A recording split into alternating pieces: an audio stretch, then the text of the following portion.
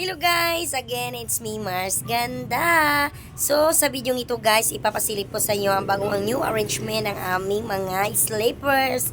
Oh, pero bago yan guys, bago ka kayo itutur sa aming mga sleepers area is, don't forget to like and subscribe na din ng aking YouTube channel. Okay guys, let's go. Pupunta na tayo sa labas para makita nyo po yung aming mga paninda. Ito lang labas ng aming tindahan guys, at dito sa parting ito, yan, dito po naka-display ang aming mga chinelas area. Ayan, kung makikita nyo guys, yung mga crocs namin is nakasabit siya. Iba-ibang klase yan, iba't ibang size din na crocs yan guys. Meron din tayong Birkenstock na iba-iba din ang size, pambabae at panlalaki din yung Birkenstock natin. Meron din tayong mga crocs na pangbata at iba-ibang design din. At dito naman sa kabila, ito talaga yung pinakauna naming displayhan ng mga tsinelas. Ayan, iba-iba din ang nakasabit yan guys. Ayan, lahat ng mga tsinelas na nakasabit dito sa amin guys is may mga presyo na yan lahat. Kasi yung mga customer namin, para hindi na paulit-ulit na nagtatanong, is nakikita na lang nila yung mga presyo. Dito po sa bandang baba ay yung mga pangbata na pangbabae ng mga sandals na medyo mahal-mahal. At dito naman sa gitna yung size ng pambabae na 36 to 40. Ayan, tatlong klase yan. At doon din ang panglalaki dun sa kabila. At dito sa taas naman is yung pang sandal na pang 36 to 40 din. At sa taas na yung panglalaki XL na yan guys, 40 to 45. Dito naman sa baba meron din pa tayo, at siyempre dun sa loob kung nasisilip nyo po, yan po ang lagayan natin, mga stock natin dyan. Paunti na din yung stock natin ngayon guys, dahil di pa tayo nakapamili uli.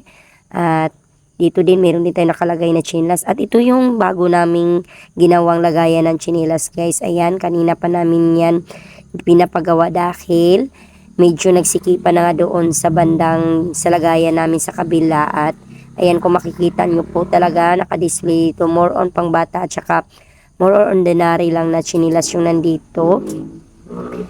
Ayan, para makikita talaga ng customer guys, kaya gumawa kami talaga ng isang lagayan para hindi na masyadong masikip doon. At kung makikita nyo, iba't iba din ang mga chinilas nandito guys, mayroon pang alangan din yan. At napakaswerte namin guys, alam nyo ba na sa pagsisimula pa lang namin dito is range lang kami ng 10K yung una namin pinamili. At hindi namin akalain guys na sa loob lang ng 2 buwan mahigit is nakapamili na kami ng maraming chinilas. At thanks God talaga kasi hindi niya kami pinabayaan kahit papano. At mabilis po nag-rolling yung ating mga chinilas, lalo na sa panahon ng December guys. Grabe talaga yung anuhan namin ng aming mga chinelas. Kung makikita nyo po, ganyan yung displayhan ng mga crocs namin. Ayan, yan po talaga nagbibigay bulaklak yan sa mga tindahan namin guys, yung nakasabit-sabit. Kay lahat talaga ng namin guys na dyan nilabas na talaga namin. Kung meron man yung mga stock, yung mayroong kaparehas lang na size.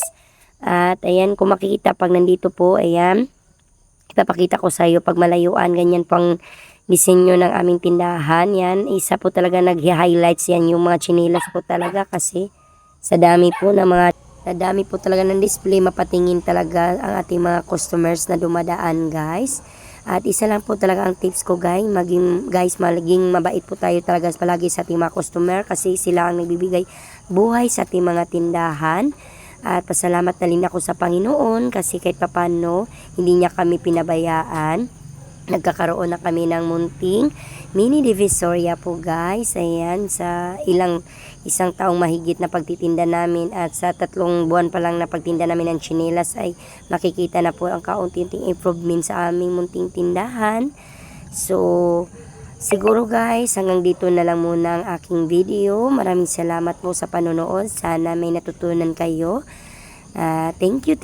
Huwag niyo pong kalimutan mag-like uli at mag-subscribe ng aking YouTube channel. Maraming salamat po. Bye-bye!